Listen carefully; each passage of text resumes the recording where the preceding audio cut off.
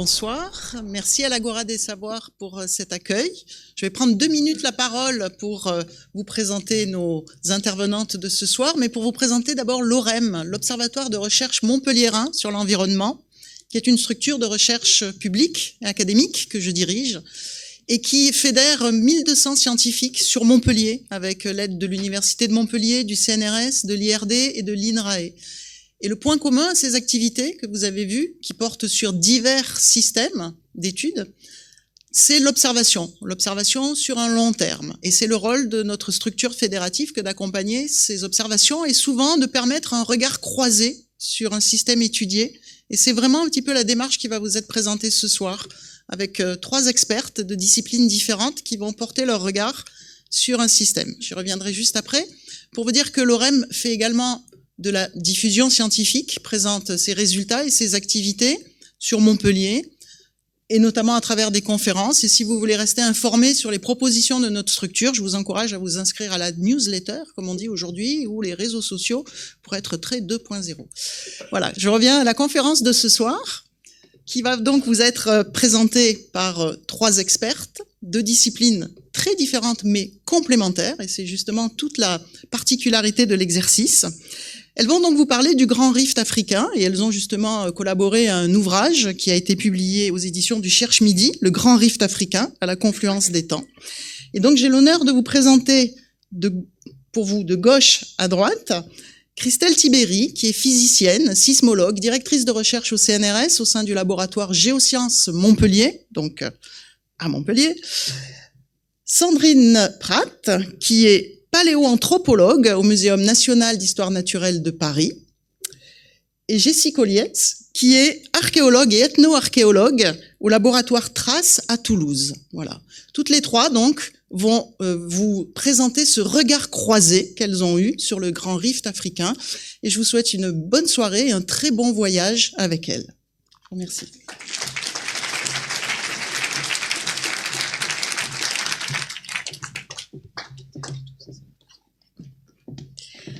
Bonsoir à tous. Merci beaucoup pour cette invitation. Merci pour l'opportunité qui nous est donnée de vous présenter un petit peu notre travail interdisciplinaire sur un sujet aussi complexe que le Grand Rift africain. Et donc, ce qu'on va vous proposer ce soir, c'est une conférence à 3 voix. Donc, mes collègues Jessie, Sandrine et moi-même. Et avant de commencer à vous présenter tout ça, en fait, on voulait vous donner des indications pourquoi, en fait, pour quelles raisons on s'intéressait au Rift et pourquoi on s'y intéressait de façon interdisciplinaire en croisant nos regards. Alors, vu que je suis géophysicienne, je vais commencer par de la géophysique et de la géologie, c'est plus simple pour moi. Donc, le Grand Rift africain, c'est un objet qui est assez exceptionnel pour les géologues, puisque c'est un endroit où on est témoin de l'ouverture d'un océan, de la naissance d'un océan. Donc, c'est un endroit qui part de la corne de l'Afrique, du côté de Djibouti, de l'Éthiopie, qui descend 4000 km jusqu'au golfe du Mozambique, et dans lequel, en fait, la croûte va se déformer, s'étirer, se rompre, et on va avoir accès à tous les stades de la rupture continentale, donc d'une croûte qui s'amincit tout juste jusqu'à la naissance d'une ride océanique.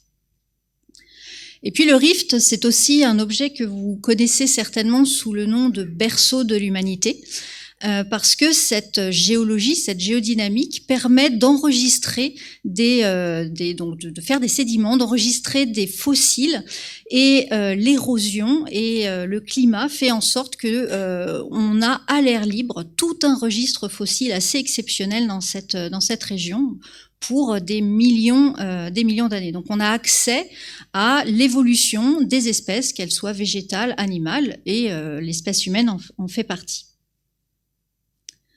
Et puis c'est un lieu aussi où on a une diversité assez exceptionnelle, que ce soit une diversité biologique, culturelle, politique, environnementale, géologique également. Et c'est une région qui va concentrer des enjeux actuels assez importants. Donc, ça va être des enjeux sanitaires, les enjeux climatiques, ça va être savoir gérer les ressources, savoir gérer les risques naturels de façon différente. Et donc, le Rift, c'est aussi un endroit qui nous met au défi, en tant que chercheurs, de travailler sur différentes échelles de temps et d'espace. Donc, en termes d'échelle spatiale, si vous vous intéressez aux processus tectoniques qui ont permis l'évolution de cette rupture continentale, vous allez vous intéresser à des échelles qui font plusieurs milliers de kilomètres. Si vous vous intéressez au développement urbain de certaines villes ou comme ici un glissement de terrain, vous allez travailler sur des échelles du kilomètre, voire du mètre. Et puis si vous vous intéressez au régime alimentaire d'une espèce disparue, vous allez regarder l'usure de l'émail de certaines dents d'espèces disparues et vous allez travailler à une échelle de micromètres. Et ces échelles spatiales, on les retrouve également au niveau temporel, avec une énorme différence entre l'histoire géologique qui dure depuis 30 millions d'années, l'histoire humaine qui n'a que 7 millions d'années, et puis si vous vous intéressez à des événements beaucoup plus brutaux et de très petite échelle temporelle, ça peut être une éruption volcanique, ça peut être une inondation, ça peut être le renversement d'un régime politique. Et là, vous vous intéressez à quelques heures, quelques jours. Donc cette pluralité d'échelles, cette pluralité de processus vont interagir les uns aux autres et vont nous amener en fait à considérer ces interactions ensemble, et donc on va être obligé de travailler de façon interdisciplinaire. Donc ça serait beaucoup trop, on ne peut pas vous montrer de façon exhaustive tout ce qui se fait en interdisciplinarité sur un objet aussi complexe. Donc on se propose ce soir d'aborder 3 petites choses ensemble. Ça vous paraîtra peut-être un petit peu moins long aussi comme ça. Donc le premier projet qu'on voulait vous présenter, c'était de vous montrer comment la géodynamique interne profonde peut impacter les écosystèmes et les socio-écosystèmes actuels. Et puis Sandrine ensuite prendra la parole pour vous montrer que on peut aussi avoir des informations sur les socio-écosystèmes mais du passé. Et enfin, Jessie fera le lien entre nous deux, entre le passé et le présent, en montrant qu'en étudiant des populations actuelles de potiers en Éthiopie, on peut avoir des informations sur les sociétés anciennes. Donc on va commencer par la géodynamique et comment ça impacte les socio-écosystèmes actuels. Donc l'existence même du rift est-africain, elle est due à une remontée de matériel profond. Donc quand je dis profond, c'est 3000 km de profondeur. Donc c'est très profond. Et ce matériel s'appelle un panache mantélique, et au vu de sa différence de température, au vu de son volume, de sa rhéologie, ça va impacter en surface des structures géologiques qui existent depuis très longtemps, et ça va créer des déformations, donc des mouvements verticaux, des mouvements horizontaux aussi, parfois du volcanisme, parfois de la sismicité, et parfois les 3 en même temps. Et ce soir, ce que je voulais faire, c'était vous emmener à un endroit où on a ces trois choses en même temps.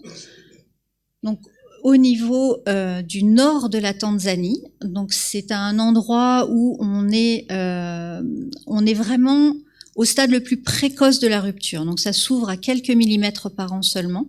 On a des volcans, on a le Kilimandjaro, on a le Ngorongoro depuis 3-4 millions d'années, et on a un volcan actif actuellement, le Lengai. Et quand on regarde cette région-là, on s'aperçoit en fait que on a de la sismicité, mais qui n'est pas répartie partout pareil. Il y a des séismes qui sont extrêmement localisés dans les 10 premiers kilomètres de la croûte, à côté d'un volcan actuellement actif, le Lengai. Et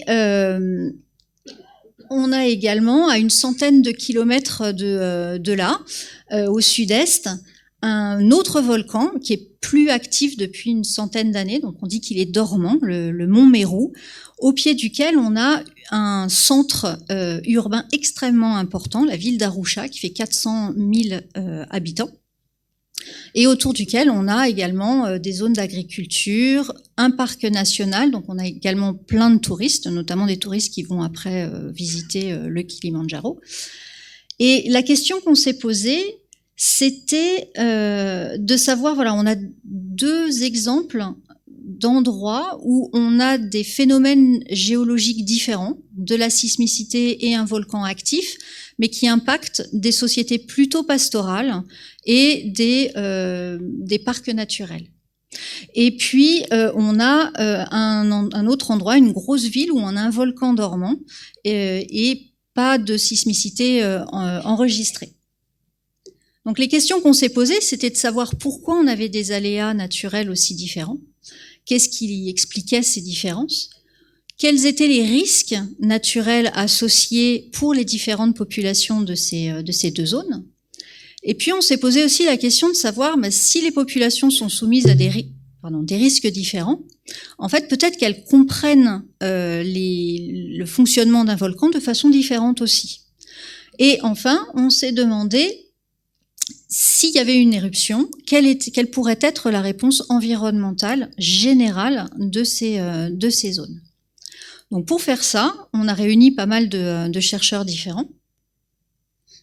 Donc les premiers, en fait, les géophysiciens et les géologues ont travaillé ensemble. Donc on a travaillé avec des pétrophysiciens, ce sont des personnes qui vont étudier les laves, la composition des laves, pour en déduire par exemple la vitesse de remontée des magmas, où est-ce qu'ils se sont arrêtés, à quel endroit on a cristallisé, à quel endroit on peut avoir du melt. Et donc ils ont des informations sur l'évolution temporelle des laves.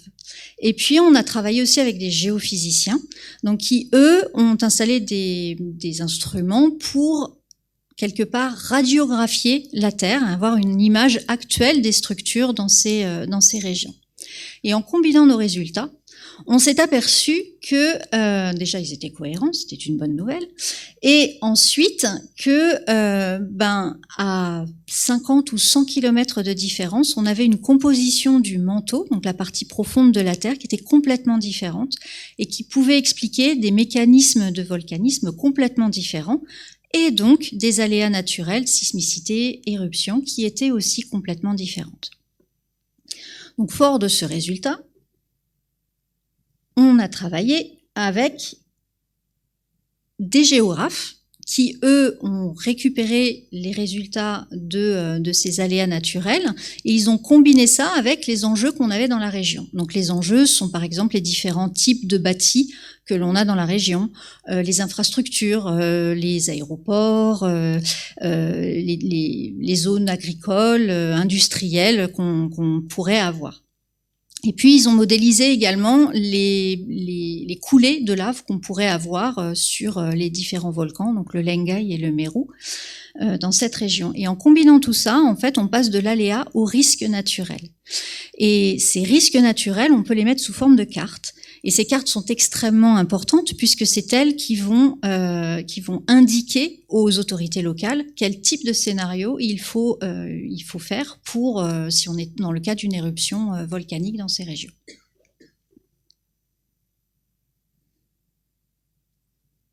Ensuite, je vous ai parlé du fait que vu qu'on avait on avait des phénomènes géodynamiques différents, on s'était posé la question de quel impact ça avait sur la compréhension de ces phénomènes. Et donc, on a travaillé avec une collègue didacticienne qui est allée dans ces deux zones, interroger plus de 1000 enfants en école primaire et en école secondaire, pour savoir si, quand on habite à côté du Lengai et qu'on a déjà expérimenté des séismes ou une éruption volcanique, est-ce qu'on avait la même conception du fonctionnement d'un volcan que quand on habite à Arusha, dans une ville où on a un volcan, certes, mais qui bouge pas pour l'instant et on n'a pas de séisme. Et en fait, ce qui est très, très étonnant, c'est qu'elle s'est aperçue que il y avait certaines conceptions naïves des personnes qui étaient résistantes à l'enseignement, mais que quand le vécu était partagé par les enfants, en fait, ils arrivaient à contextualiser ces conceptions. Mais que malgré tout, ces conceptions, elles étaient parfois complètement différentes de l'enseignement ou de ce que l'on pense être actuellement scientifiquement valable pour le fonctionnement d'un volcan. Du coup, c'était important de voir que pour la suite, au niveau pédagogique, il va falloir qu'on tienne compte de ces connaissances naïves des élèves pour mieux adapter en fait les connaissances scientifiques.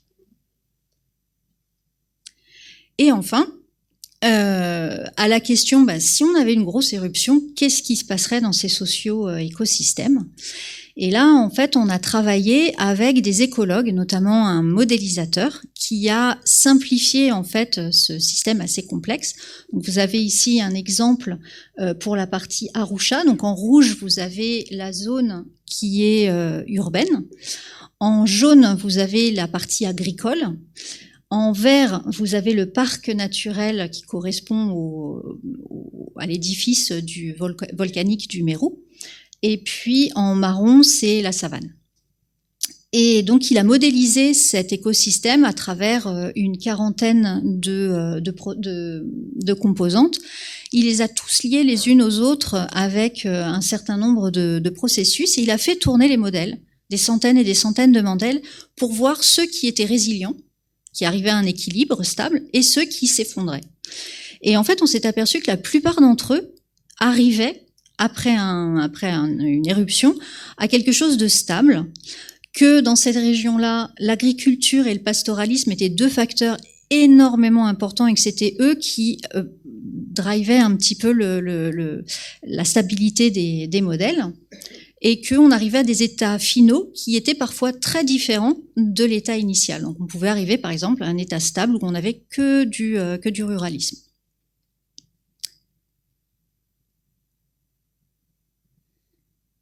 Du coup, ça c'est un petit exemple de ce qu'on a pu faire ensemble de façon scientifique sur cette région. L'autre intérêt qu'on y a trouvé, c'est qu'en croisant nos regards, en travaillant de façon concertée entre plusieurs disciplines, on a combiné nos expériences. L'expérience de terrain d'un géologue n'est pas forcément celui d'une didacticienne. Donc les temporalités sont différentes, il faut faire avec, il faut s'adapter. Du coup, on apprend énormément. C'est très valorisant parce que non seulement on enseigne, on échange, mais on apprend aussi, même si on a 52 ans, on continue à apprendre des choses et c'est très enrichissant. Et puis on a pu combiner nos méthodes, et en combinant nos méthodes, on a pu combler certaines lacunes. Je vous ai parlé tout à l'heure des pétrophysiciens qui avaient une information sur la temporalité et l'évolution dans le temps du magma. Et ça permet aux géophysiciens qui n'ont qu'une image actuelle d'imaginer ce qui s'est passé entre il y a 3 millions d'années et maintenant. Voilà, donc c'est ce que je voulais vous présenter sur les systèmes actuels. Je vais laisser maintenant la parole à Sandrine pour les écosystèmes.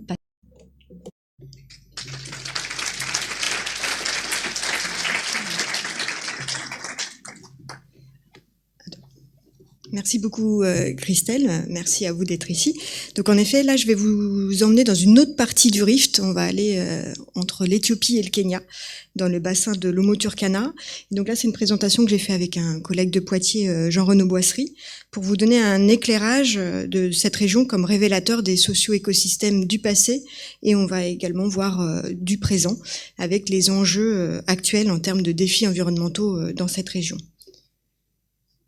Donc pour vous la replacer un peu géographiquement, cette région elle se situe donc à la charnière des portions éthiopiennes et kenyanes du rift est-africain, et elle est occupée par ce qu'on appelle un lac endoréique, c'est-à-dire qu'il n'y a pas d'exutoire vers un océan, qui s'appelle le lac Turkana, que vous connaissez peut-être sous un autre nom qu'on appelle le lac de Jade. Et celui-ci, il est alimenté principalement par une rivière qu'on appelle la rivière Omo, et on va voir l'importance pour les populations de cet apport, et qui draine donc toutes les pluies des hauts plateaux éthiopiens. Donc ce lac est le plus grand lac du Kenya. C'est le 4e lac en Afrique et malheureusement, il est quand même plutôt méconnu et en tous les cas très peu étudié. Pardon. Cette zone de basse terre, elle est semi-désertique et elle est soumise à une forte évaporation puisqu'on a à peu près 2500 mm d'évaporation par an et très peu d'apport au contraire en eau. Et donc ça constitue le plus grand lac désertique au monde. Donc les conditions de vie sont réputées difficiles, vous pouvez le voir d'ailleurs sur les photos. Et les populations de la région du Turkana, donc qui comprend à peu près 12 millions de personnes, donc entre le Kenya et l'Éthiopie, sont bien souvent, on va le voir, oubliées des politiques des décideurs kenyans et éthiopiens, et surtout des projets de développement internationaux. Donc ces populations sont essentiellement pastorales et elles présentent une grande diversité ethnique et également linguistique, notamment en Éthiopie dans la région de l'Omo, avec notamment les Nyagaton ou les Mursi. Concernant les mouvements de population, c'est assez difficile de les percevoir dans le passé, mais on sait que notamment pour les Nyagaton, ils sont arrivés dans cette région, enfin ils occupent cette région seulement depuis 4 siècles.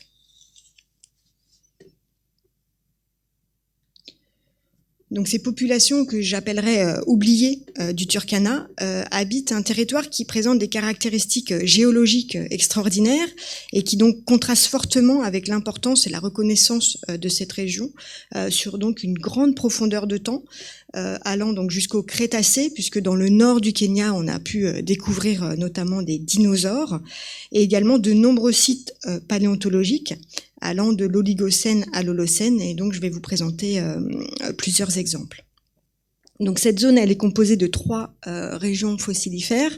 Au nord, en Éthiopie, donc la basse vallée de l'Omo, et ensuite tout autour de donc ce fameux lac Turkana, ce lac de jade, à l'est, et à l'ouest de ce lac.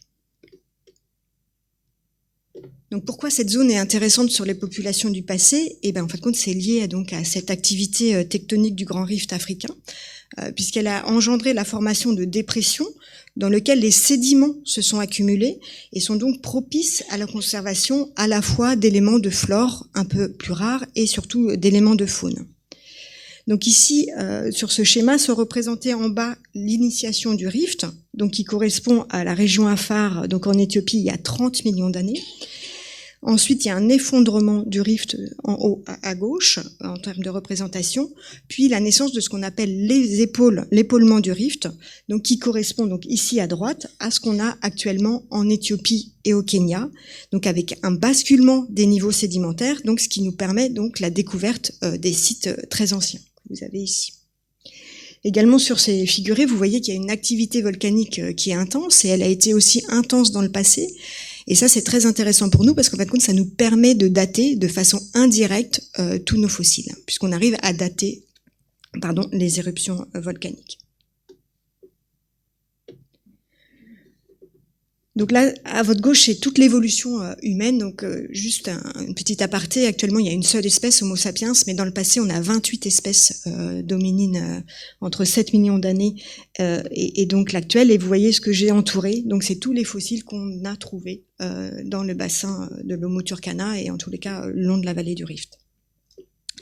Donc ce bassin de l'Omo Turkana a livré le plus grand nombre de fossiles de faune, y compris ceux de nos ancêtres entre 5 millions d'années et 1 million d'années, avec plus de 1200 restes, ce qui correspond à 1/3 de la totalité des restes trouvés en Afrique, donc avec 3 zones, l'Awash, l'Omo Turkana et donc l'Afrique du Sud. Et donc pour l'Afrique de l'Est, l'Omo Turkana, donc je vais vous présenter les sites, présente la moitié des restes qui ont été découverts. Donc l'autre région que vous connaissez peut-être, donc on appelle l'Awash, est surtout connue grâce à Lucie, dont on a fêté les 50 ans de la découverte cette année. Et donc ce fossile emblématique de l'évolution humaine donc a permis notamment de mettre en évidence une autre forme de bipédie, un peu différente de la nôtre, puisque nous sommes des bipèdes stricts.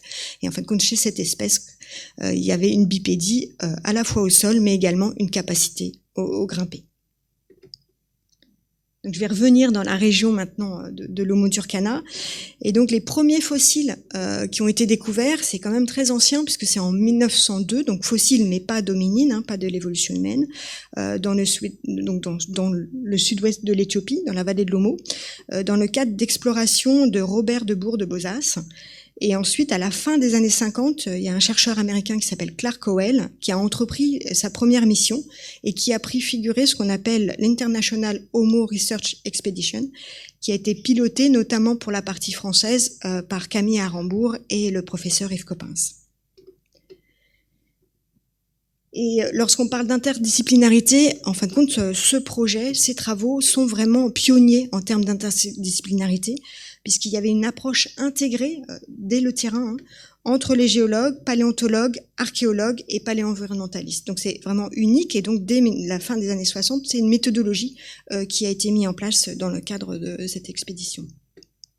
Et notamment, ils ont pu mettre en place et établir cette très belle carte géologique de référence avec un cadre temporel continu et exceptionnel, puisque vous voyez, on va à peu près entre 4 millions d'années et 1 million d'années, et de façon continue. Et donc, on va voir en termes de évolution des environnements, ça va nous apporter énormément de réponses, et notamment l'impact des paramètres climatiques et environnementaux sur l'évolution humaine, à la fois morphologique et culturelle. Donc notamment, ces travaux ont permis de mettre en évidence, à partir de l'évolution des herbivores, une adaptation à un milieu de plus en plus découvert et aride entre 2,6 et 1,5 millions d'années. Et ça, comment est-ce qu'on le sait? C'est qu'en fait, vers 2,7 millions d'années, vous avez la disparition d'un cochon sauvage, d'un suidé, qui est plutôt inféodé à un milieu forestier. Et en revanche, dans le matériel fossile, on voit qu'à partir de 2,3 millions d'années, on a l'apparition du genre Equus, c'est-à-dire les chevaux actuels. Et ensuite, après 2 millions d'années, on a une augmentation des bovités brouteurs dans le corpus fossile et énormément d'animaux de savane. Donc ça nous indique vraiment une augmentation de l'aridité au cours du temps. Donc, ce qui me permet de vous proposer un petit peu ce schéma de type de reconstitution. Et donc, vous voyez, en termes de temps, on est plus ancien à gauche et plus récent à droite. Et donc, vous voyez autour de 5 millions d'années, donc au milieu à gauche, là-bas, on est plutôt dans un milieu plutôt forestier et forestier dense. Et puis, vous voyez, au cours du temps, grâce au matériel fossile, on peut vous montrer qu'on a une ouverture du paysage. Et donc, on va aller d'une savane arborée à une savane sèche. Et donc, parmi ces restes de faune,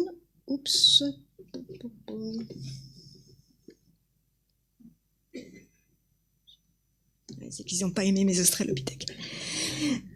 Donc, parmi les restes de faune, il y a de nombreux fossiles, ce qu'on appelle des hominines, qui ont été découverts. Donc, dans ces régions, principalement des dents isolées et des restes de mandibules. Donc dans la basse vallée de l'Omo, et en particulier ce qui est représenté à gauche, qu'on appelle un paranthrope, donc qui est le cousin de notre genre, le genre Homo, et contemporain des premiers représentants du genre Homo. Également donc des premiers représentants du genre Homo qui sont figurés ici, et également associés, ou en tous les cas dans des sites assez proches, des outils, notamment en quartz. Et également dans les terrains les plus anciens, on a aussi quelques restes d'Australopithèque afarensis, donc l'espèce de la fameuse Lucie. Donc cette expédition, l'International Homo Research Expedition, s'est terminée en 1976, mais cette région a été à nouveau étudiée à partir de 2009, donc dans un autre cadre de projet qu'on appelle OGRE, qui est dirigé par Jean-Renaud Boisserie. Et donc cette mission a pu aussi continuer cette démarche interdisciplinaire et mettre en valeur plusieurs occurrences archéologiques, donc avec toujours des artefacts en quartz, dont, ce qui est assez intéressant, la matière première provient de gisements situés à plusieurs kilomètres. Donc ça montre des déplacements des populations et également des restes post-crâniens ici, donc du squelette de paranthrope et plus de 8000 restes de faune. Donc ça montre un changement du spectre phonique il y a 1,9 million d'années, ça le confirme, et c'est contemporain de la fermeture de ce bassin de l'Homo turcana. Et on voit au cours du temps qu'on a une faune qui va être moins diversifiée, plus on va aller dans la séquence sur des périodes récentes. Également, on peut entreprendre certains types d'analyses, notamment ce qu'on appelle les analyses isotopiques, donc qui sont empruntées de la chimie. Et là, ça met donc ce que vous avez à gauche, ça met en évidence une transition dans l'alimentation des suidés et des bovidés, qui elle est de façon assez intéressante découplée des changements morphologiques des différentes espèces. Donc, je vais vous amener maintenant au Kenya, mais c'est exactement le même bassin d'un point de vue sédimentaire. Donc là, les premières découvertes, elles ont été faites par l'équipe de Richard Leakey à la fin des années 60 et au début des années 70, et au départ à l'est du lac Turkana, avec un grand nombre de fossiles majeurs qui ont été découverts pour l'évolution humaine. Notamment, la majorité des espèces ont été décrites à partir de ces fossiles.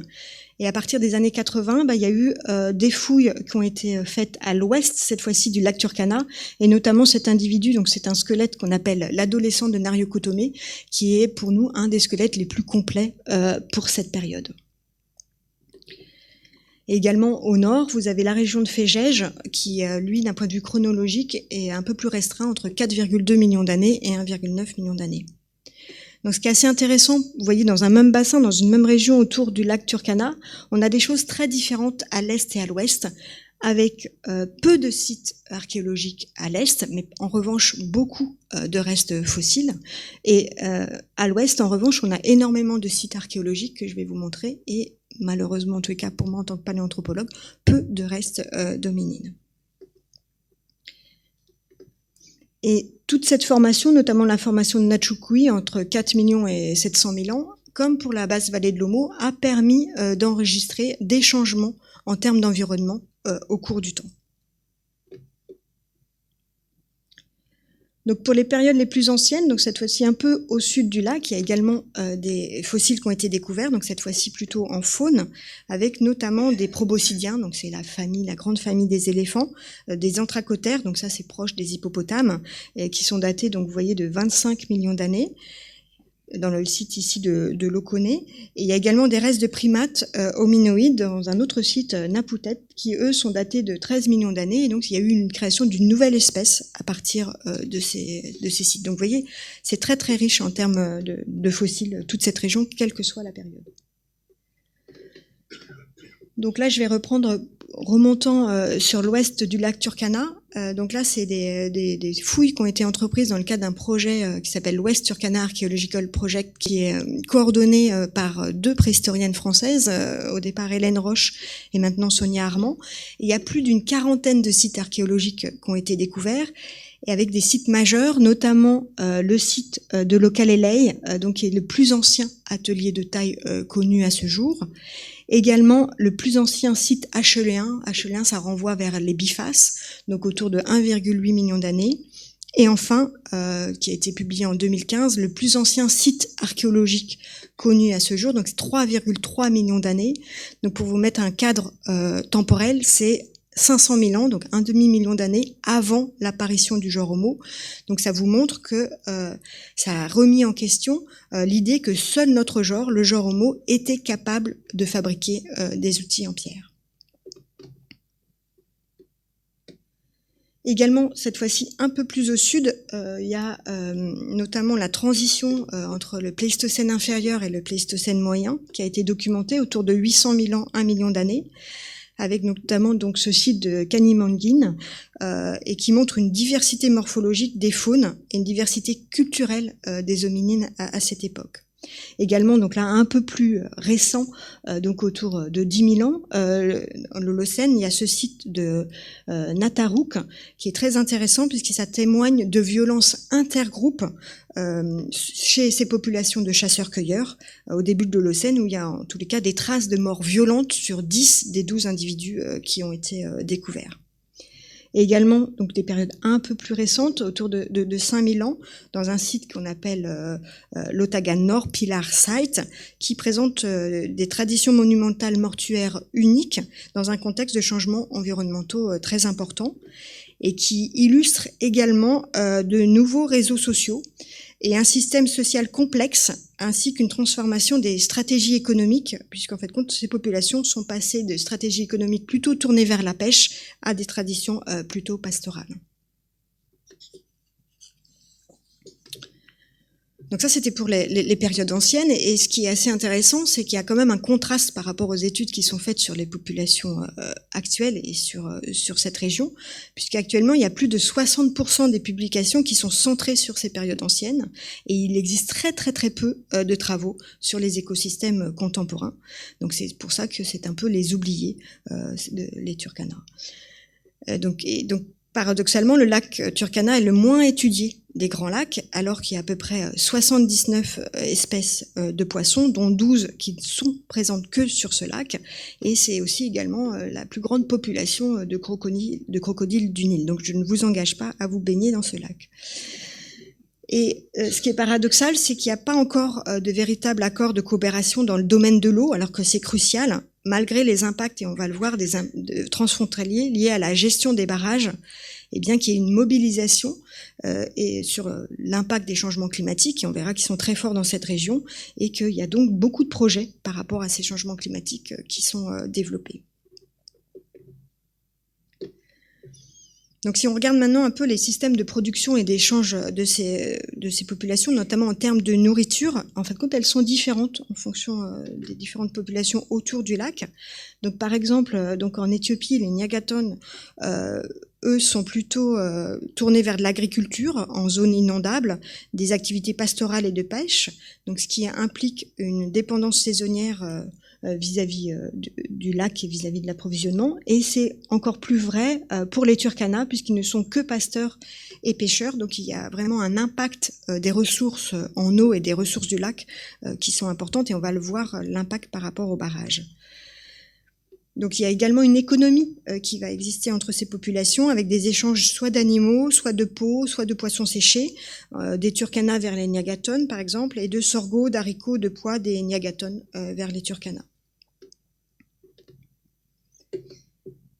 Et donc, en effet, la construction de barrages sur la rivière Omo, donc en Éthiopie, vous avez une image de ce barrage tout en haut, fait l'objet de nombreux enjeux et vont, vous allez le voir, avoir des conséquences sur les populations éthiopiennes et kenyanes. Donc, pour les populations éthiopiennes de la vallée de l'Omo, le barrage, donc ce qu'on appelle Guibé 3, et les projets de plantation sucrière que vous avez ici posent la question de la disponibilité en eau de la rivière Omo, notamment pour irriguer les plantations. Donc, vous voyez des cartes satellites montrant des différences, en tous les cas la rivière Omo, lors de la mise en place du barrage, et également les différences en termes par rapport aux plantations sucrières et l'impact sur l'environnement. Donc ce barrage pose également des problèmes aux milliers de Turkana qui vivent autour du lac et donc qui pêchent dans ces eaux pour gagner leur vie. Et donc le comité du patrimoine mondial de l'UNESCO reconnaît aujourd'hui que le barrage a entraîné, je cite, une baisse globale et rapide des niveaux de l'eau et que les fluctuations saisonnières ont été fortement perturbées. Donc en conséquence, le comité convient que la perturbation du régime naturel d'inondation est susceptible d'avoir un impact négatif sur la population de poissons du lac Turkana. Donc là, vous le voyez ici, c'est des modélisations de recul du lac Turkana. Et donc vous voyez que, bien évidemment, quand il y aura un recul à 40 mètres, l'apport en termes de poissons, et donc qui est quand même une ressource de vie de ces populations, sera vraiment important. Donc du fait de cette diminution de la biodiversité des ressources, il y a un énorme impact. Donc il y a eu différents mouvements d'opposition et de manifestation des populations locales, notamment au niveau ici des populations Turkana. Et en effet, du fait de la diminution de cette biodiversité et des ressources, celles-ci ont fait l'objet et sans doute feront encore plus l'objet de nombreux conflits entre les différentes populations. Donc là, vous avez les flèches qui montrent les conflits qu'il y a notamment par rapport à ce problème de ressources. Là-dessus vient un autre problème qui est le pétrole, la découverte de pétrole en 2012 au Kenya, donc qui est estimée à 600 millions de barils, donc c'est également une source de conflit et une augmentation de la vulnérabilité des communautés face au changement climatique.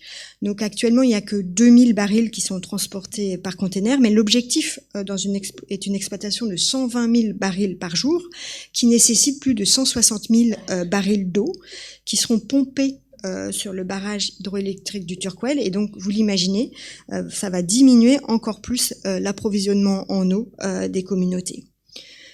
Donc il est fort probable que les conflits intercommunautaires pour l'accès aux points d'eau et aux espaces de pâturage, parce que je vous rappelle c'est en économie pastorale, pourraient également s'intensifier.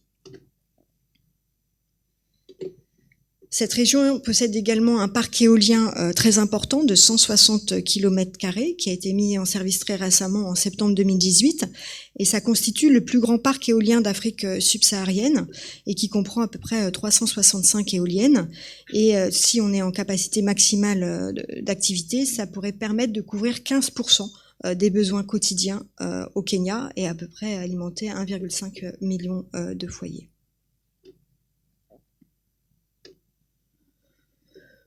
Donc l'UNESCO a classé au patrimoine mondial de l'humanité donc à la fois la basse vallée de l'Omo et les parcs nationaux du lac Turkana en 1980 et 1977, et notamment sur la base de ces richesses à la fois passées de restes fossiles et également de biodiversité actuelle.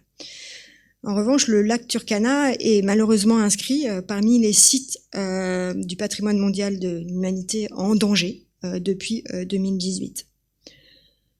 Donc les deux particularités qui caractérisent les recherches faites dans ces régions sont la profondeur du temps, j'essaie de vous le montrer, depuis l'Oligocène jusqu'à l'actuel, et donc le recul que ça nous permet de voir sur les liens humain-environnement et l'importance du patrimoine local. Et cette combinaison permet également d'aborder toutes les questions contemporaines, économiques, politiques et environnementales, et de voir la résilience des populations du passé et de comprendre peut-être l'avenir de cette région. Je vous remercie.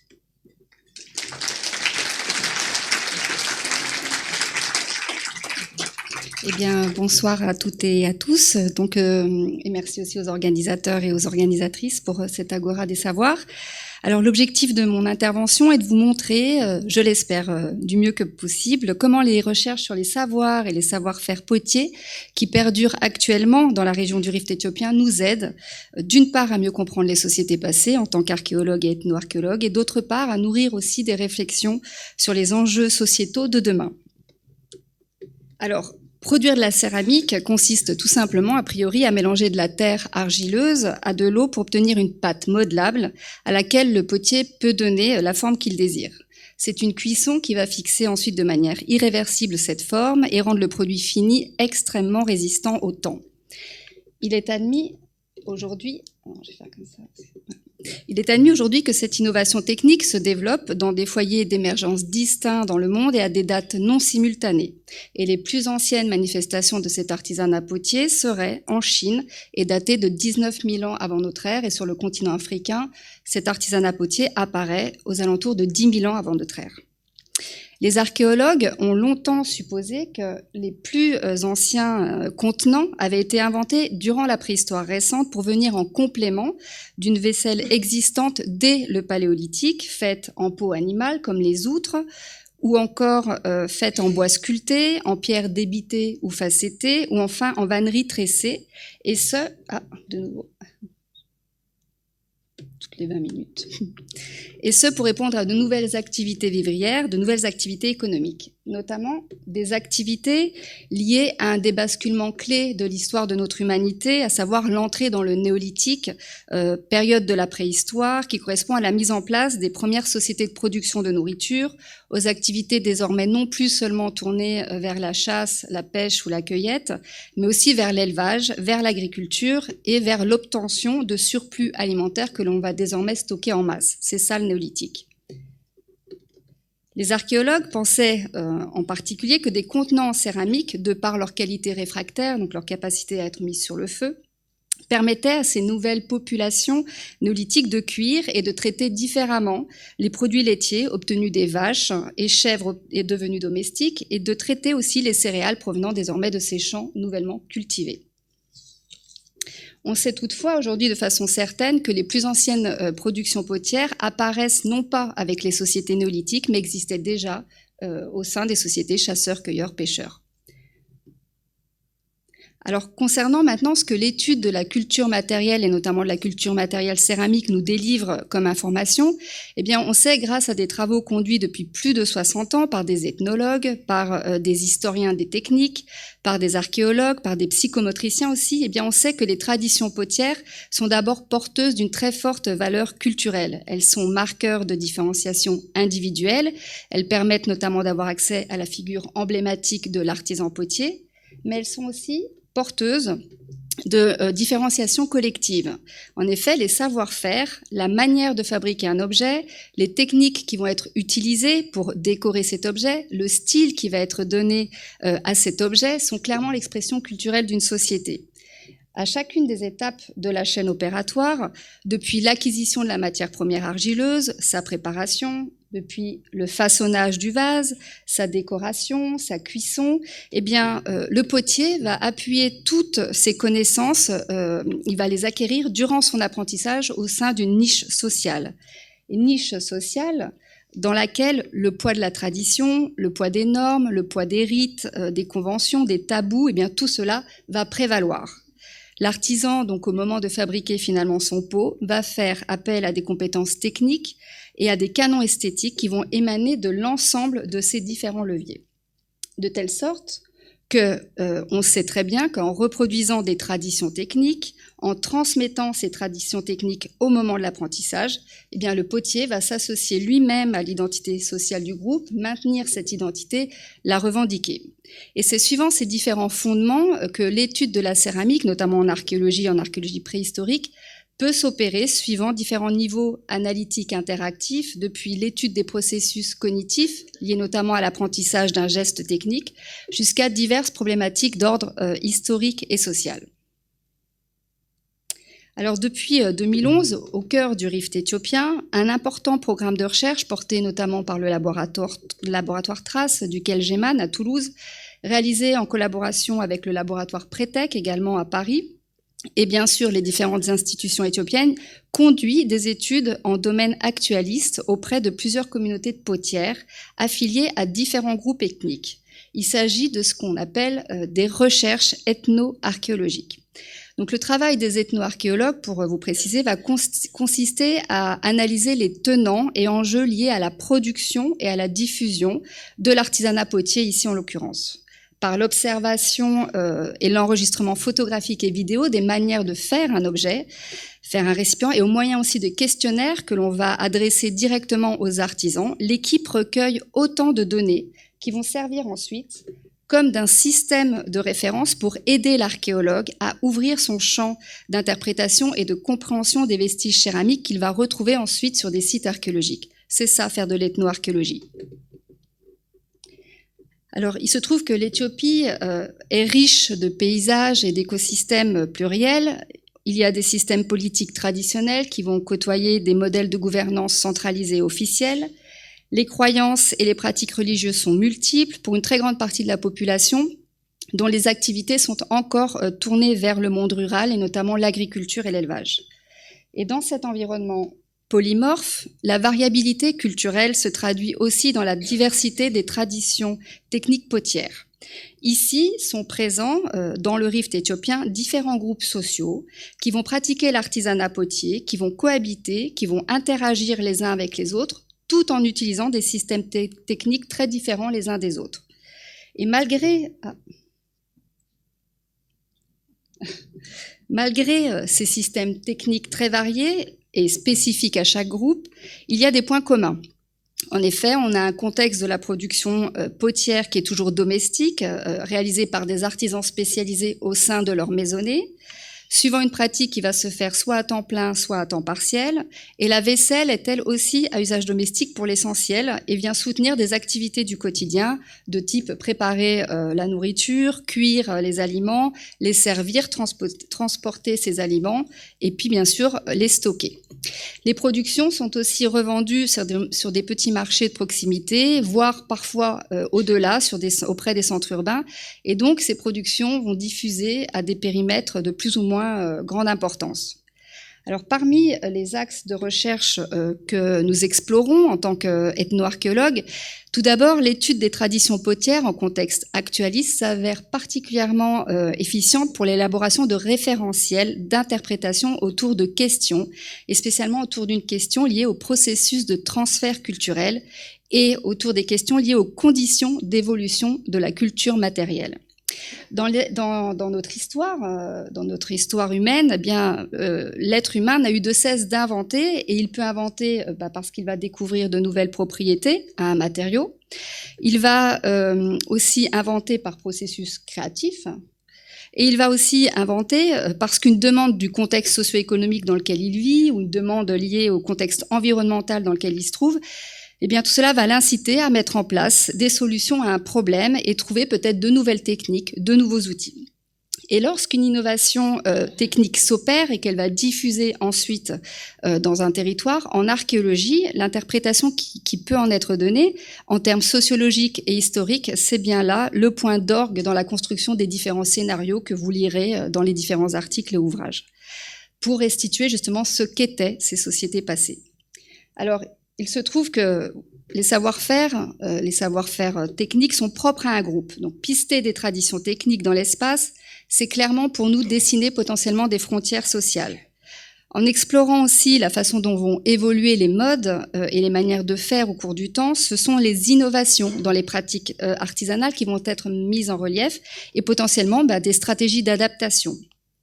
En pistant aussi ces techniques qui vont circuler, eh bien, ce sont des réseaux d'échanges qui peuvent être établis et des dynamiques de peuplement pourront aussi être abordées.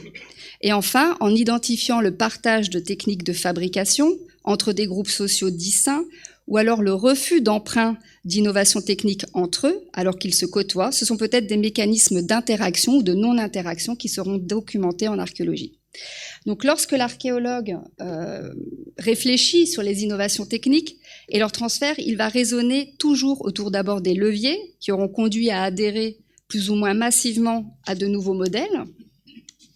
Il va aussi raisonner sur ce qui va découler de ces nouveaux choix, du fait d'adhérer à un changement.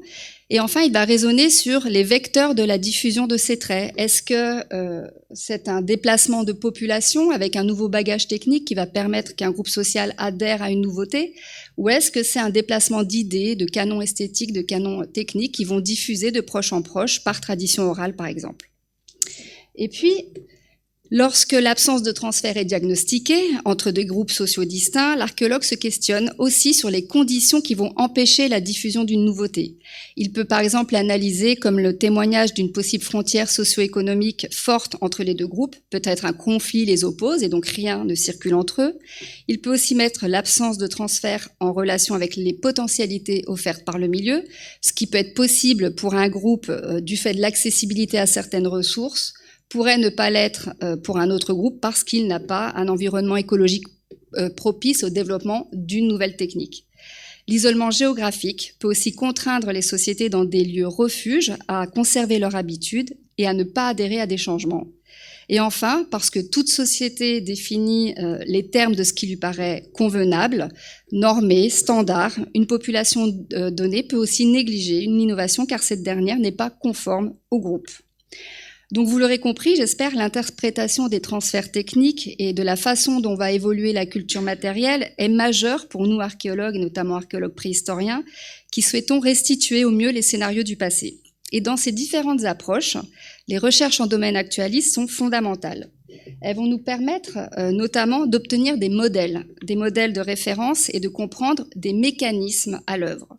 Et c'est précisément une des questions centrales que nous avons explorées dans le cadre d'un programme de recherche que nous avons conduit avec notre collègue Valentine Roux du laboratoire Prétech au sein d'un programme qui s'appelait DIFCERAM de l'Agence nationale de la recherche, dans lequel le contexte éthiopien a été vraiment de première importance.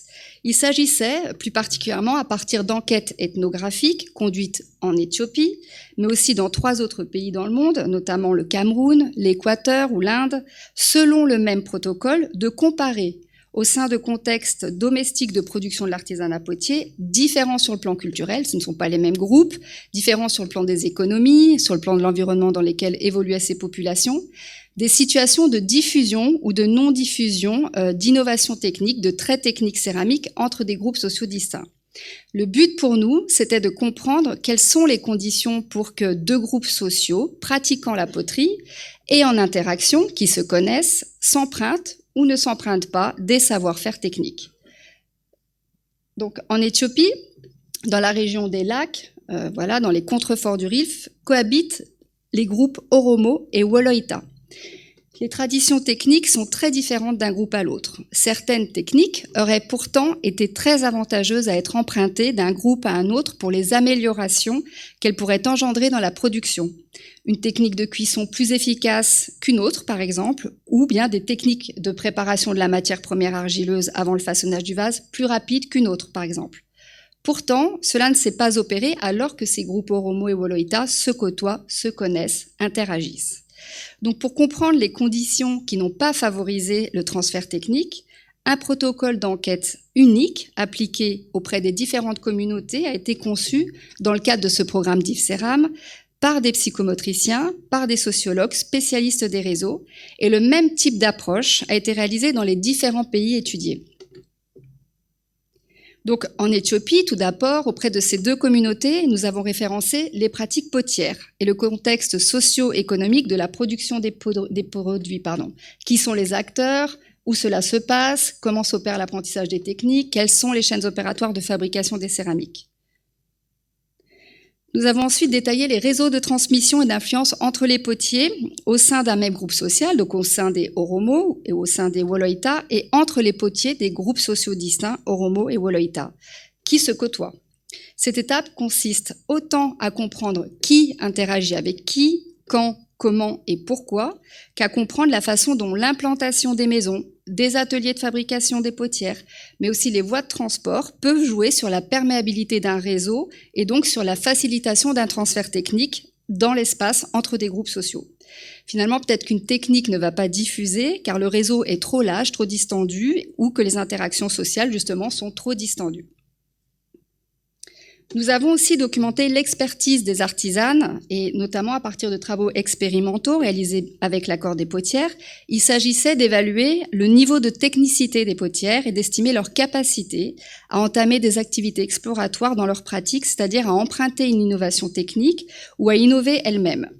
En leur proposant notamment de produire les formes de vases qu'elles n'avaient pas l'habitude de réaliser, nous cherchions à comprendre si elles pouvaient forcer le système en allant au-delà de leurs représentations culturelles qu'elles avaient figées durant leur apprentissage, pour aller au-delà de leur manière de voir, de leur manière de faire un objet, en résolvant des problèmes auxquels elles n'avaient jamais été confrontées et découvrant peut-être de nouvelles techniques ou de nouvelles formes d'habilité.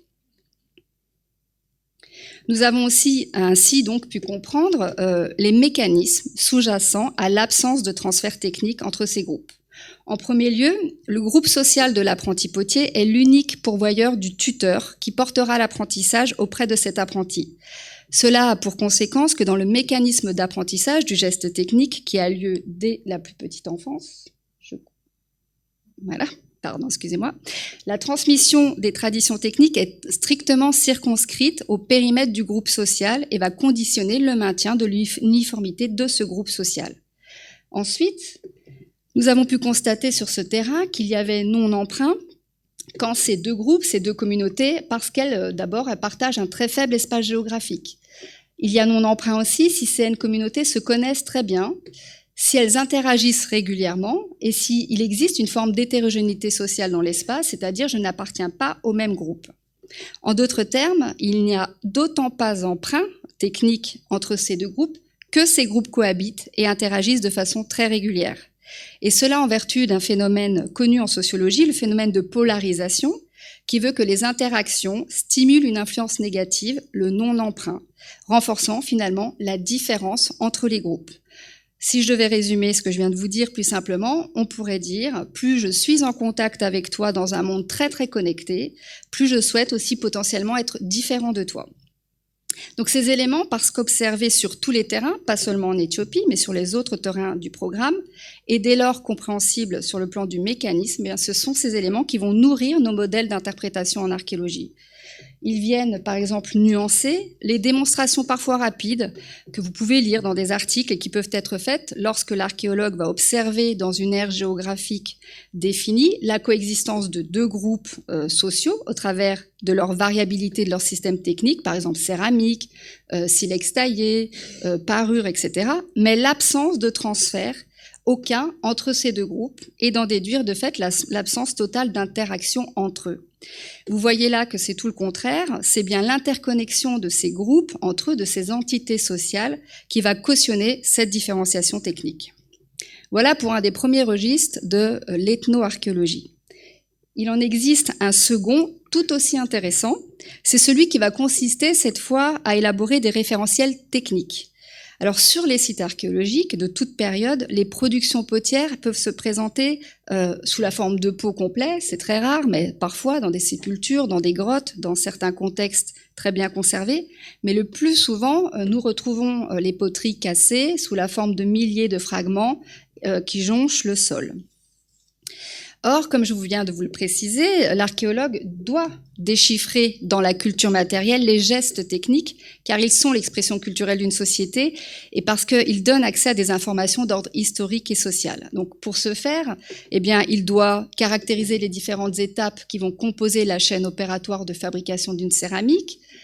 Il va tenter de définir les différentes techniques employées justement durant ces étapes de fabrication d'une poterie et il va identifier les traces, les stigmates laissés par telle et telle technique mise en œuvre par le potier pour fabriquer son vase. Et pour justement identifier ces traditions techniques, il peut reposer son travail sur des analyses archéométriques, donc au microscope, il va analyser les traces et peut-être les affilier à une technique, il va faire des observations macroscopiques, et il peut aussi se référer à différents manuels qui aident à décrire les productions potières archéologiques. Malheureusement, je vous rappellerai que l'argile, c'est un matériau plastique et que la succession des différentes opérations que va mener le potier lors de la fabrication d'un vase va oblitérer les stigmates au fur et à mesure de la conception du vase. S'il lisse le vase, on ne verra pas le rabotage qu'il vient de réaliser. Donc la signification, en plus d'un stigmate, d'une trace technique, est également rarement univoque. C'est-à-dire qu'une trace laissée sur le vase par le potier peut résulter de différentes techniques. Donc il doit observer un maximum de traces techniques sur son vase pour comprendre comment le vase a été fabriqué. Malheureusement aussi, le mobilier archéologique est très souvent fragmenté, ce qui va réduire encore plus les chances d'observer un panel complet de stigmates.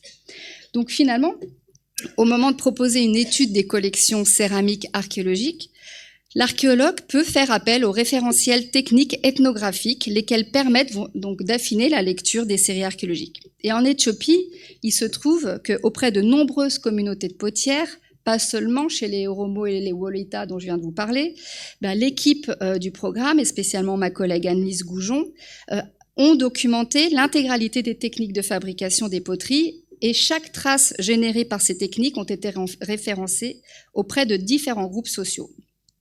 Alors, lors de nos enquêtes sur le terrain, ce référencement des techniques de fabrication s'opère par support vidéo, photo. Cela va reposer aussi sur des enquêtes orales menées auprès des artisans potiers. Et nous allons réaliser toute une série de prélèvements, des matières premières brutes, argileuses par exemple, des matières transformées à différentes étapes de la chaîne opératoire, et bien sûr tous les produits finis, c'est-à-dire les pots, neufs ou utilisés, et les outils mis en œuvre dans la chaîne opératoire de fabrication des céramiques. En laboratoire, ensuite, chaque trace affiliée à une technique va être consignée par photo et référencée. Donc ici, vous avez un vase cassé. L'intérieur de ce vase montre des traces de façonnage qui sont liées au montage du vase par Colombin Boudin d'argile.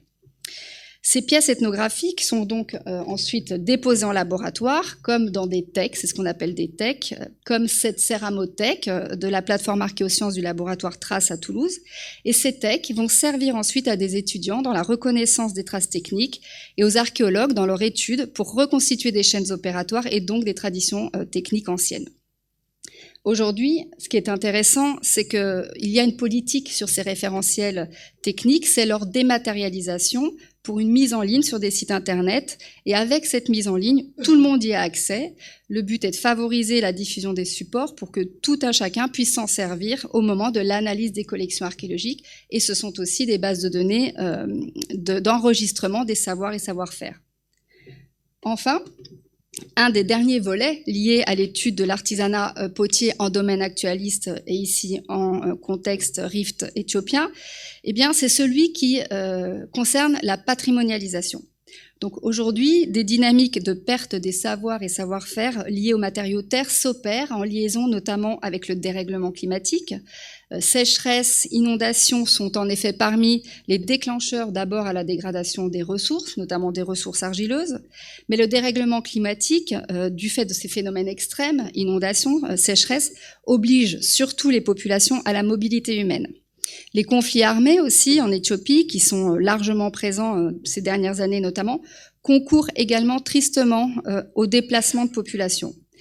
Ces mobilités sont toujours associées à de la précarité et s'associent à la dislocation des communautés, à la perte des repères culturels de ces communautés, à la perturbation et à l'affaiblissement des réseaux communautaires. Et tout cet affaiblissement, naturellement, joue sur la transmission des savoirs et savoir-faire intergénérationnels.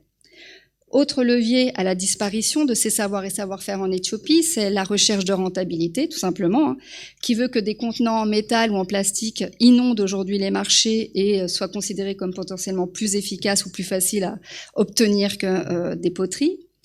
La scolarisation des enfants, dont les potières mères souhaitent voir justement qu'ils puissent accéder à l'éducation. Donc les filles qui étaient auparavant potières sont mises à l'école, ce qui est très bien. Et aussi les politiques foncières, avec des redistributions des terres en Éthiopie qui ne permettent plus d'avoir un accès libre aux ressources argileuses pour les artisans potiers.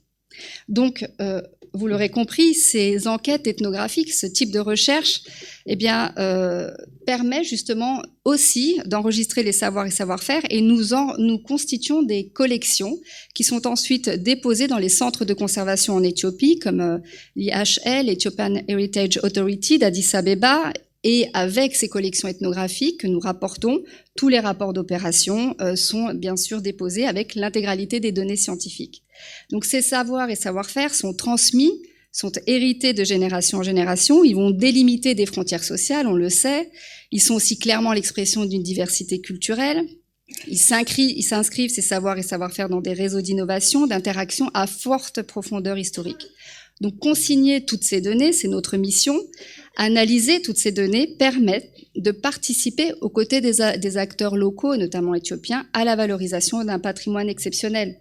Et c'est justement ce qui a été réalisé relativement récemment avec un exemple de valorisation, celui de l'exposition permanente de la Galerie d'archéologie historique inaugurée en 2022 au musée d'Addis Abeba, fruit d'une grande collaboration entre le musée, l'IHA et les programmes de recherche franco-éthiopiens. Cette exposition rassemble aujourd'hui à la fois des pièces archéologiques et des pièces ethnographiques contextualisées. Et puis, ces programmes de patrimonialisation sont aussi tournés vers le futur, cette fois dans une perspective de valorisation des paléo-innovations. Alors, le matériau terre, c'est un matériau qui est intemporel, qui est universel, il dispose de qualités remarquables, isothermiques, économiques, biodégradables. Et donc, on l'envisage sous le couvert de la paléo-innovation. Alors, la paléo-innovation, ça désigne le concept selon lequel des innovations anciennes ou des technologies traditionnelles peuvent être réexaminées et réintégrées dans le monde moderne pour répondre à des défis contemporains et notamment aux ODD, les fameux objectifs de développement durable fixés dans l'agenda 2030 des Nations Unies. Donc cette approche met en valeur des savoir-faire séculaires qui ont prouvé leur efficacité et leur durabilité, telles que les techniques de construction anciennes, des pratiques agricoles, des solutions de gestion des ressources naturelles adaptées aux conditions environnementales locales.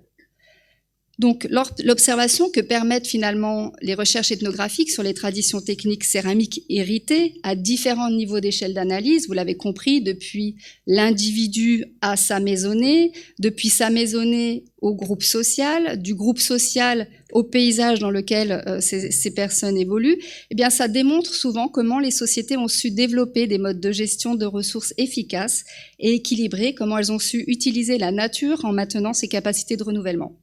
Donc, dans nos approches, comme celles que nous espérons développer prochainement au sein d'autres programmes que nous avons déposés, il s'agit clairement d'intégrer ces pratiques séculaires dans les dynamiques modernes comme autant de talents écologiques, technologiques, historiques, réservoirs d'innovation technique, qui sont nés d'adaptation, d'une connaissance fine des ressources et des paysages, fruits de processus créatifs, et toujours avec des matériaux locaux respectueux de l'environnement.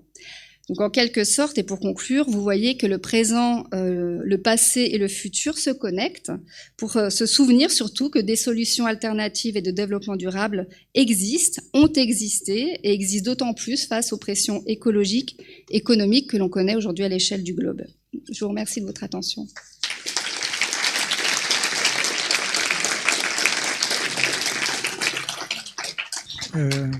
Merci beaucoup.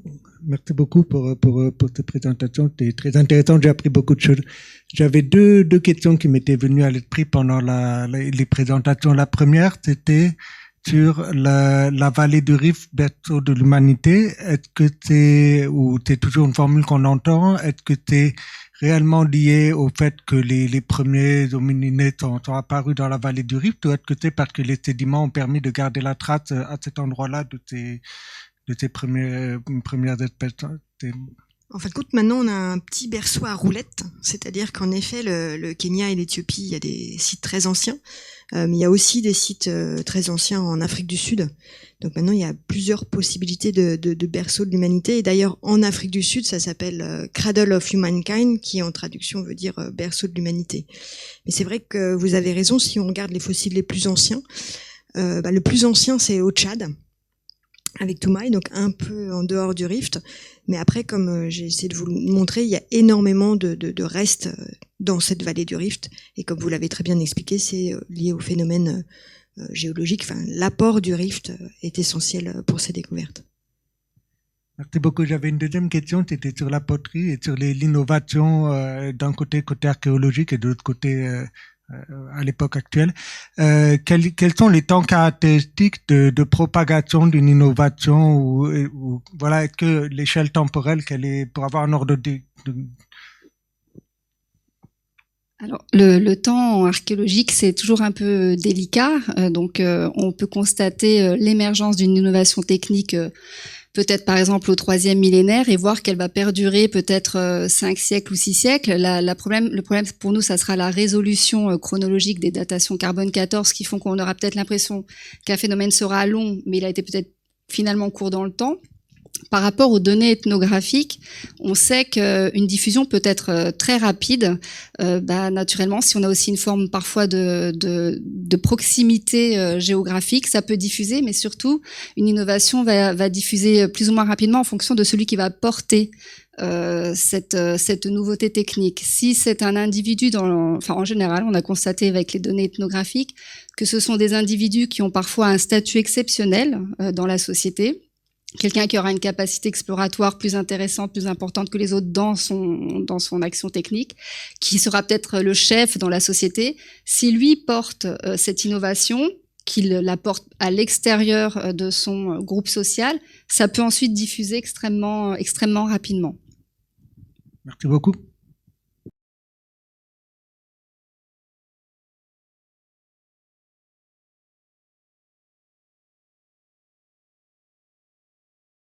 On n'a pas du tout évoqué pendant les présentations. On est 3 occidentales. On travaille en Afrique. On l'a pas du tout mentionné, mais il faut que vous soyez bien conscients. En fait, tous les travaux que vous avez vus sont faits à part égale avec des collaborateurs des pays dans lesquels on travaille, donc des Tanzaniens, des Kenyans, des Éthiopiens. Et d'ailleurs, le livre qu'on a coécrit, on est en train d'essayer d'en faire une traduction anglaise pour que ce soit plus diffusé de façon générale, notamment en Afrique. Donc, si vous avez des questions aussi sur la façon dont on travaille ensemble ou en interdisciplinaire, n'hésitez pas.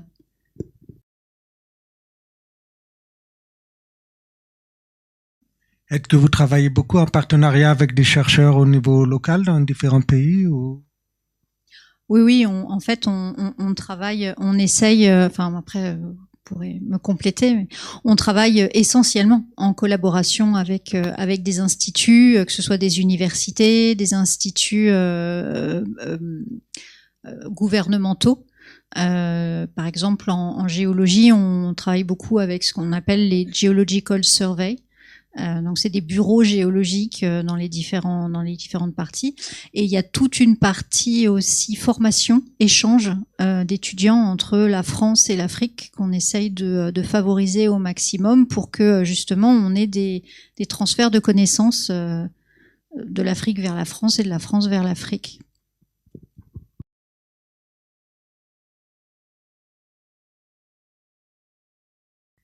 Oui, j'étais très intéressée par votre présentation sur l'archéologie et sur les artisanes, qui travaillent la terre. Moi-même, je suis en train de travailler sur du culturel en Afrique de l'Ouest, en Côte d'Ivoire, mais pas dans le domaine, de la terre, quoique je vais quand même rencontrer les Sénoufos quand je vais être de retour là au mois de mai. Mais sur le point de vue pictural et musical, je monte un projet art plastique et musique en Côte d'Ivoire et voilà, je suis en train de créer cet échange que je compte aussi reporter dans le domaine d'un quartier comme Yopougon, qui est un quartier assez populaire, où j'aimerais justement introduire des ateliers d'art plastique, des échanges. Et cet été, j'ai travaillé à la Fondation Ampateba avec la fille d'Ampateba, Rokia, qui a repris la fondation.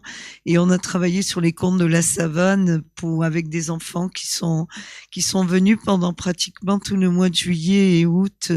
On a pu mettre ces contes en musique et aussi en dessin, en peinture. Et voilà, on est en train de continuer notre projet. Voilà.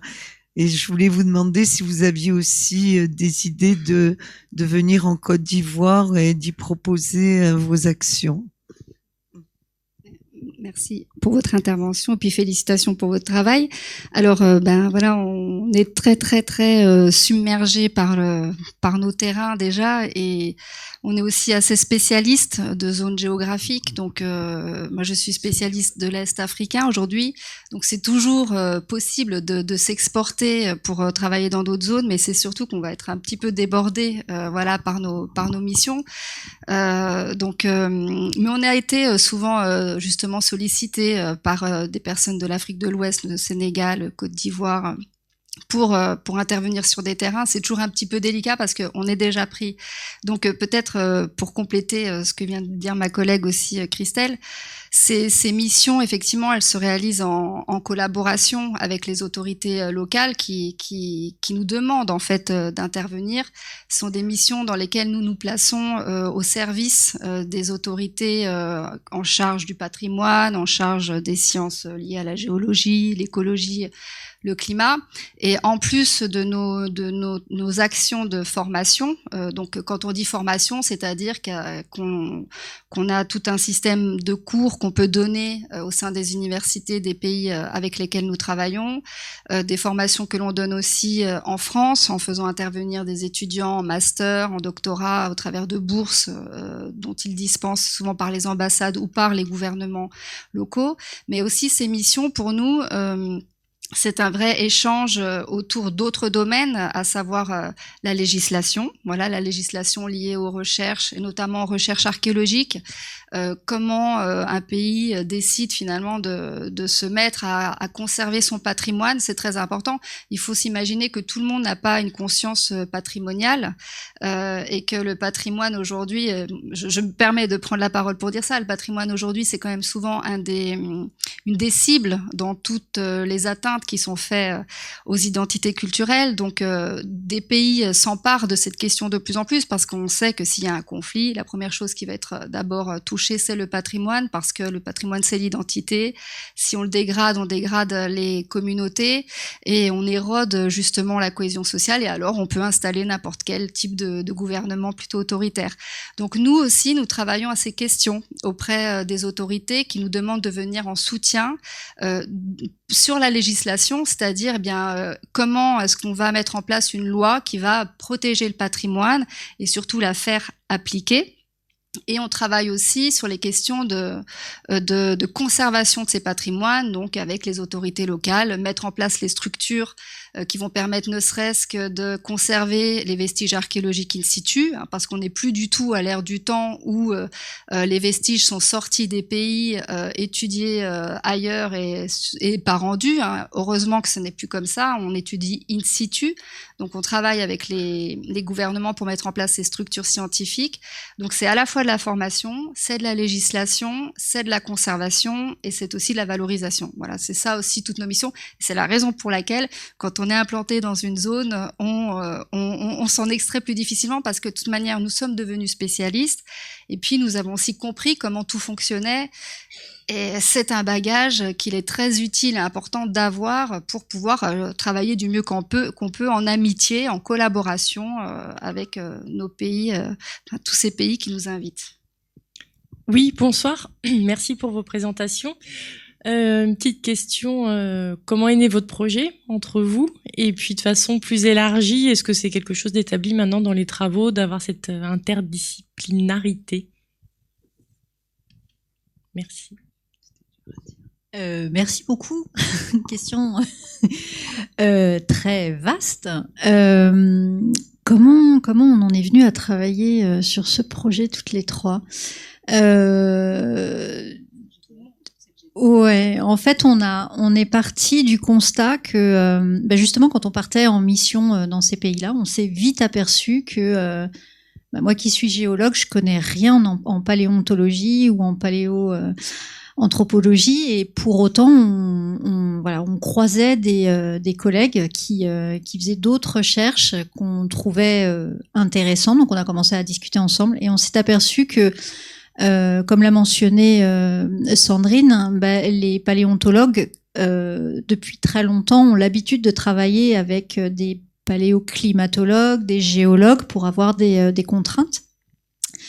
Et on s'est aperçu qu'on pouvait aller un peu plus loin en discutant. Donc ça prend du temps. Mais en 2021, on a décidé de faire un groupe de recherche qui regroupait un certain nombre de personnes de sciences de l'environnement, de sciences de la Terre et de sciences humaines et sociales pour essayer de se fédérer, de se dire, et si on avait des idées communes, est-ce qu'on pourrait travailler de façon commune?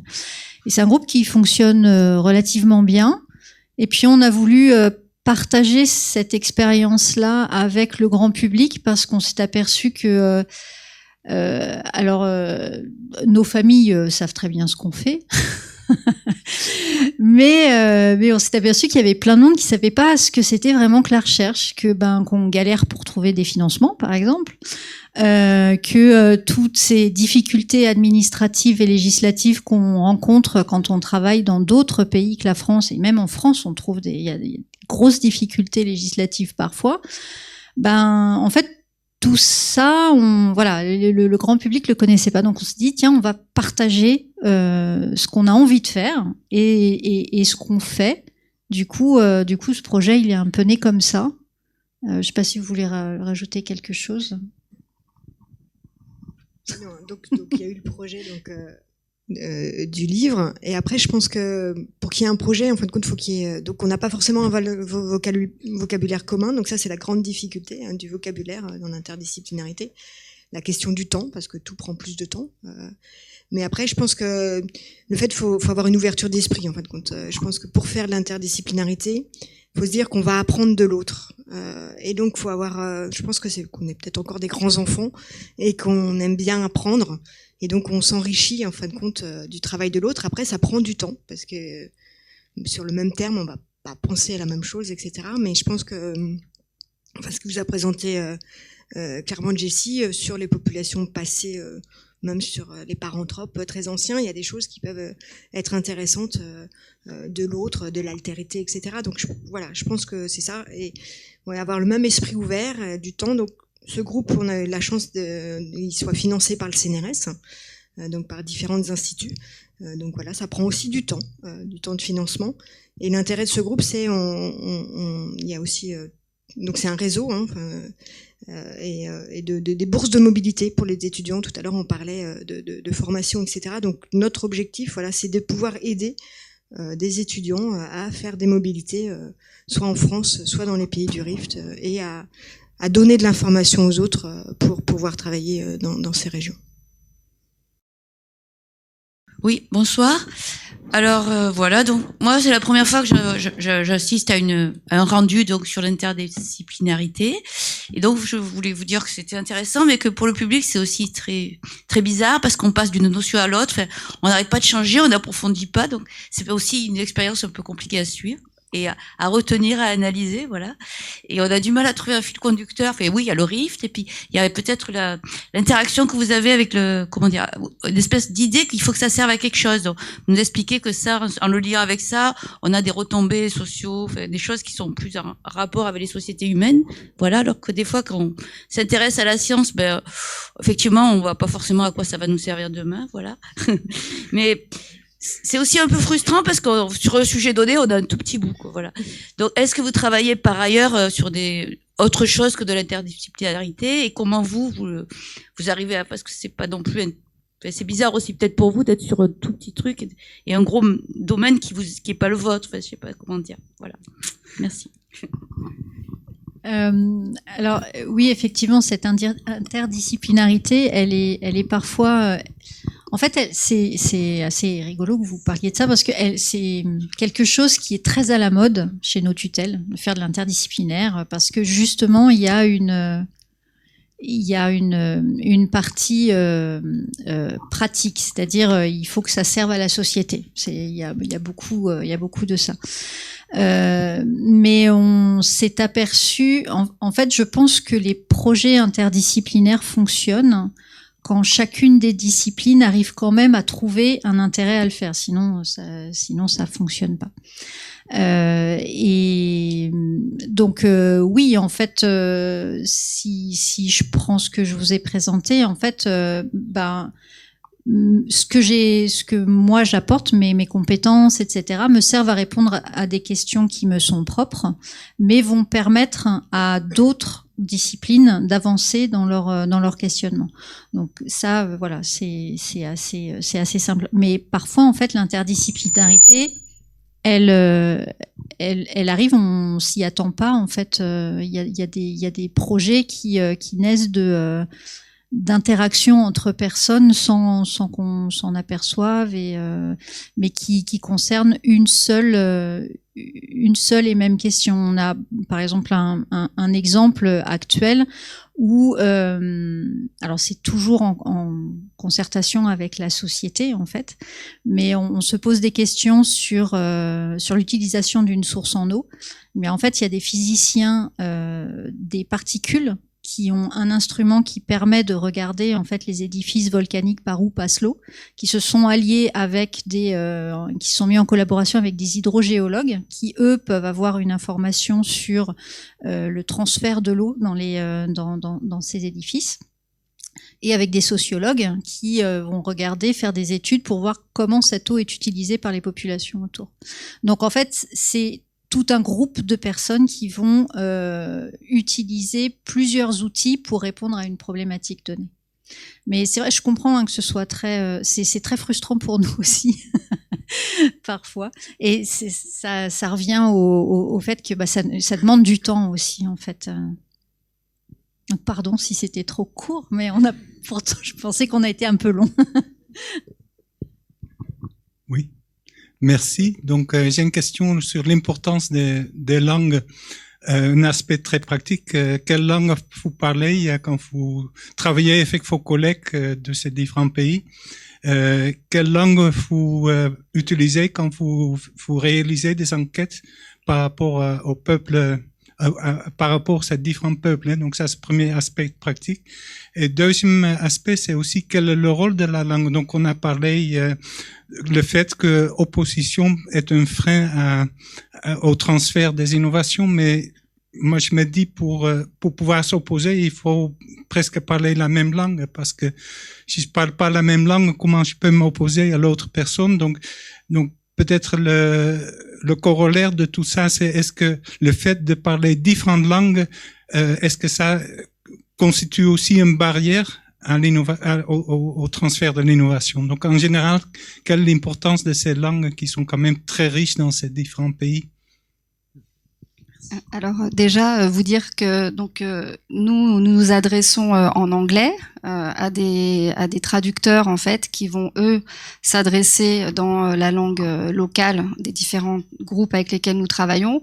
Donc c'est assez compliqué parce qu'il peut y avoir une perte d'information entre mon propre anglais avec l'anglais de mon collègue qui ensuite va restituer la réponse donnée par l'artisane. C'est la raison pour laquelle les enquêtes ethnographiques, c'est un travail très long qui implique une présence longue sur le terrain et qui implique surtout de revenir régulièrement sur le terrain en reposant des questions quasiment identiques mais sous une autre forme pour voir si la réponse est toujours la même. Donc ça c'est important de le dire, réaliser des enquêtes c'est une multiplication de manières de s'adresser à l'autre pour voir si la réponse est récurrente puisque c'est la récurrence qui nous intéresse. Ensuite, sur la zone dans laquelle je travaille, il se trouve que les groupes parlent vraiment plusieurs langues. Et j'ai envie de dire que nous, Français, sommes très mauvais en langue, mais les groupes avec lesquels moi je travaille parlent le oromo, le wolitania, l'amharique, certains parlent aussi l'arabe. Enfin voilà, donc finalement, la communication existe très largement entre ces différents groupes. Après, je ne suis pas linguiste et à la question que vous avez posée sur quelle est la place de la langue dans une opposition, je pourrais pas vous répondre là moi directement. Il aurait fallu que nos collègues linguistes soient là pour vous apporter une réponse précise.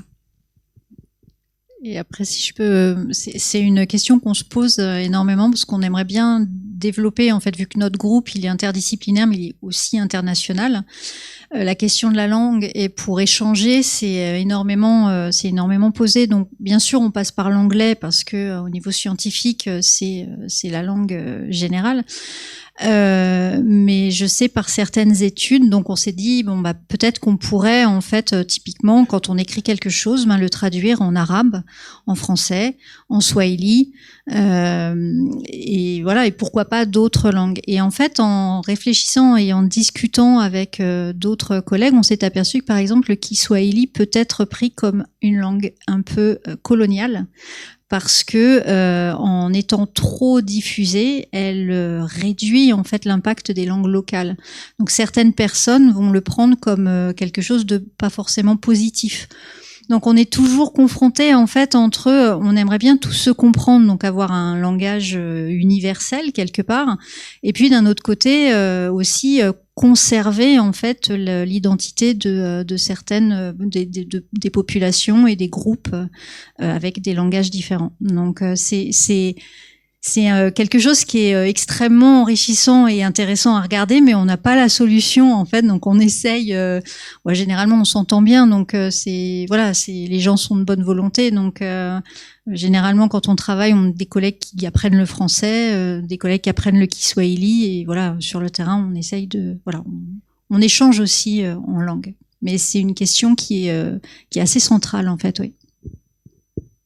On va prendre une dernière question là-haut. Oui, merci madame pour vos exposés respectifs. Pardonnez-moi, j'ai la voix prise par une grippe. Alors, deux questions, si vous voulez bien. La première, si j'ai bien compris, l'homme est apparu il y a 5-6 millions d'années, et vous avez précisé que avant cette date, les outils existaient déjà. Mais alors, qui c'est qui les utilisait puisque l'homme n'était pas là? Était-ce des animaux? Était-ce des êtres qui n'étaient pas des hommes mais qui étaient suffisamment adroits? La deuxième question, qui est un peu naïve, c'est que vous nous avez démontré avec c'était très pertinent et c'était une découverte pour nous tous sans doute, que c'est au travers d'un bien aussi modeste que des vases qu'on a pu finalement faire des découvertes sur l'humanité de l'époque, enfin en tout cas les êtres vivants de l'époque. Et ma question donc c'est de me dire, mais dans 5 millions d'années, vos successeurs à vous, qu'est-ce qu'ils pourront trouver dans notre société d'aujourd'hui? Quelque chose qui leur permettra de définir un peu quelle a été leur évolution. Alors, je vais répondre à votre première question. Vous avez raison, pendant longtemps, on a considéré que l'outil, la fabrication d'outils en pierre, c'était l'apanage du genre Homo, notre genre. Et donc, c'est ce site archéologique donc, qui est daté de 3,3 millions d'années. Et les premiers hommes, c'est 2,8 millions d'années, le plus ancien. En fin de compte, ils ont pu être faits, donc si on regarde d'un point de vue chronologique, c'est la même époque que les afarensis, que Lucie, et d'autres espèces qui étaient contemporaines. Et on a pu montrer au niveau de la dextérité, au niveau de l'anatomie des mains, qu'ils étaient capables de faire ce type d'outils, hein, pas forcément de faire d'autres types d'outils, mais en tous les cas, les outils qui ont été découverts dans ce site au Kenya. Et également d'un point de vue cognitif, parce qu'en fin de compte, maintenant, avec les outils scanners à haute résolution, on peut voir reconstituer l'intérieur du crâne et des zones cérébrales. Et on voit qu'il y a certaines zones cérébrales pour ces espèces qui sont notamment frontales, qui est liée à la planification, qui sont déjà présentes. Après, l'autre point en analogie, on va aussi regarder ce que peuvent faire les primates actuels. Donc, ils ne fabriquent pas des outils en pierre tels que nos ancêtres, hein, puisque là, l'objectif de cette fabrication, c'est d'avoir un éclat et surtout d'utiliser cet éclat.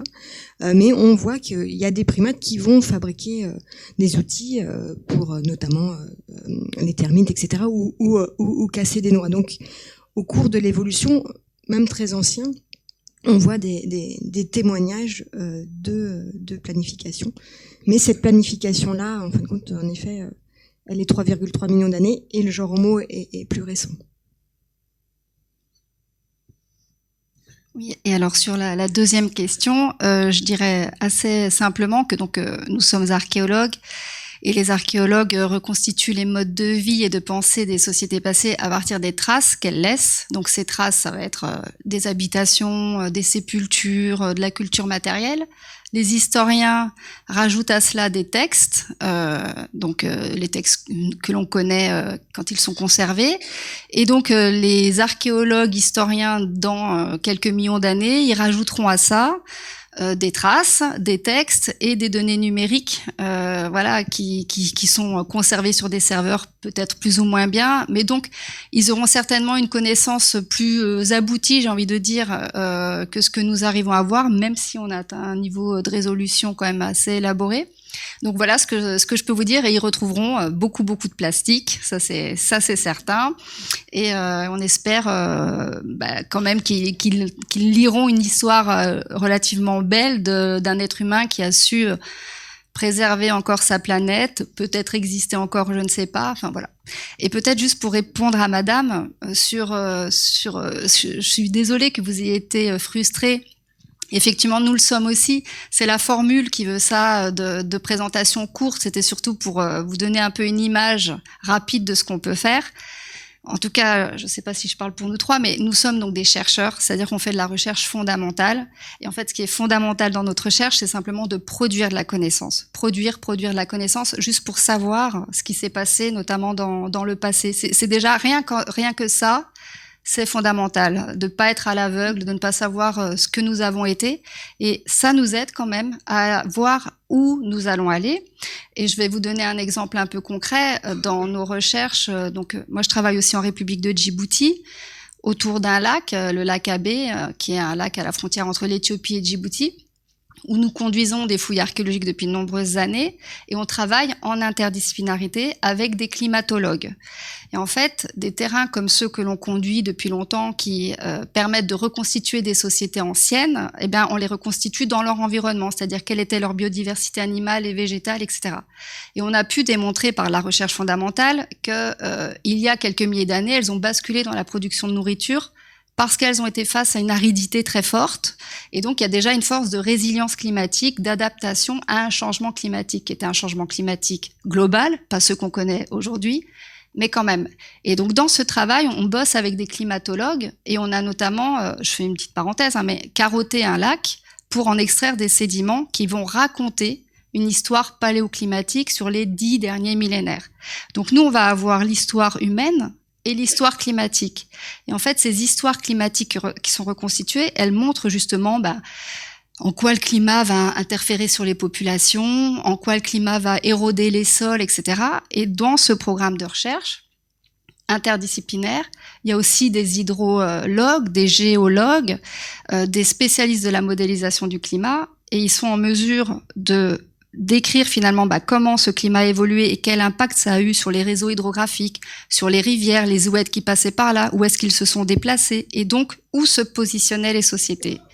Et en fait, le but de ce type de programme, c'est aussi de dire, en fait, demain, dans 100 ans peut-être, il est fort possible que votre réseau hydrologique se manifeste de cette forme-là, que le régime de précipitation soit celui-ci.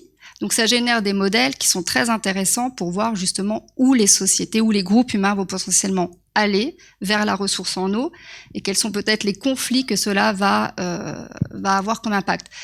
Donc ma collègue Sandrine l'a très bien dit tout à l'heure. Je m'excuse, je fais que vous regarder, mais c'est toute la salle que je regarde. Mais en fait, c'est le temps long. Nous, on étudie les processus sur le temps long parce que c'est ça qui nous permet de voir comment les choses s'opèrent sur le temps long. Et c'est ça qu'on essaie de faire dans notre travail. Voilà. Merci beaucoup. Merci Christelle Tiveri, merci Sandrine Prade et merci Jessie Colliès. Merci à l'OREM, Observatoire de recherche montpelliérain de l'environnement, de nous avoir proposé cette soirée.